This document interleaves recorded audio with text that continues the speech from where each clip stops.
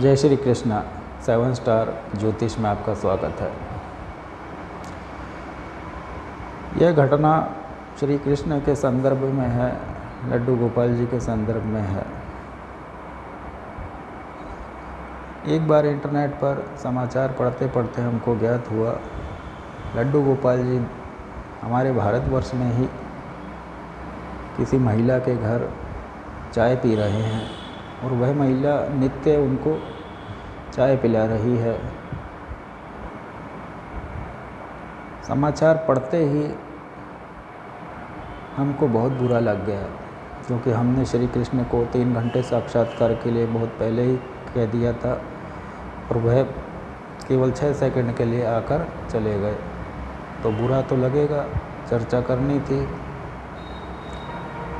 तो जैसे ही हमने समाचार पढ़ा चाय पी रहे हैं तो हमको बुरा लगा। हमने कहा हमारे घर क्यों दूध पिएंगे, रोज़ चाय पीने जा रहे हैं, हमारा तो कोई महत्व ही नहीं है।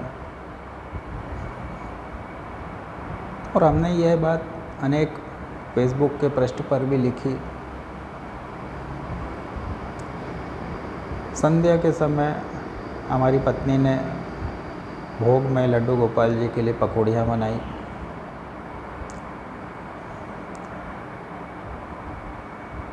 वह पूजा पाठ नित्य करती है और हम तो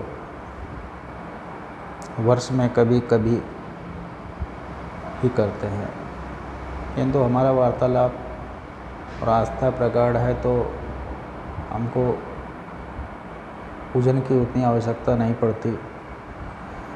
बड़ी से बड़ी विपत्ति आने पर भी हम ईश्वर को वह नहीं कहते, कुछ मांगते नहीं हैं। तो पकौड़ियों का भोग लग गया। तब पत्नी ने कहा यह प्रसाद आप ले लीजिए।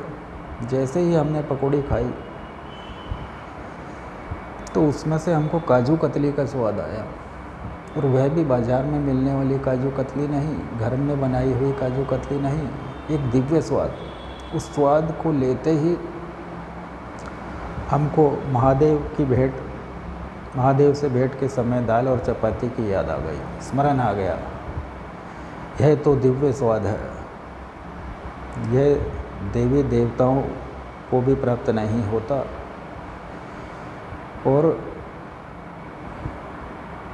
हम स्तब्ध रह गए, आश्चर्यचकित रह गए, यह पकौड़ी में से कैसे स्वाद आ सकता है, लड्डू गोपाल जी ने यह क्या कर दिया। तब हमने पत्नी को कहा एक पकौड़ी आप भी लीजिए, प्रसाद चखकर बताइए क्या आपको भी इसमें काजू कतली का स्वाद आ रहा है। तो चखने से पूर्व ही पत्नी ने कहा पकौड़ी में तो पकौड़ी का ही स्वाद आएगा, काजू कतली का कहाँ से आएगा। यह कहते ही चखी तो उनको पकौड़ी का ही स्वाद आया। हमने दूसरी पकौड़ी ली, प्रसाद लिया तो हमको फिर काजू कतली का स्वाद। हमने फिर पुनः पत्नी को बोला एक बार और चखिए। उन्होंने दूसरी बार भी चखा, उनको वही पकौड़ी, जबकि पूजा पाठ अधिक। तो हम समझ गए यह लड्डू गोपाल बड़े नटखट है। कृष्ण बहुत चंचल है और हमारे जैसों को तो रोज़ खिलाते हैं। जहाँ हम क्रोध कर रहे थे वहाँ उन्होंने ऐसी घटना करवाकर या चमत्कार करके हमको शांत कर दिया, और हमने लड्डू गोपाल जी के हाथ जोड़े और क्षमा मांगी। तो इस घटना से पता चलता है मनुष्य चाहे क्रोध कर ले, किंतु ईश्वर में वह शक्ति है, कृष्ण में वह लीला है, लड्डू गोपाल जी में वह कला है। वह छोटे से काम से उन्हें हृदय जीत लेते हैं।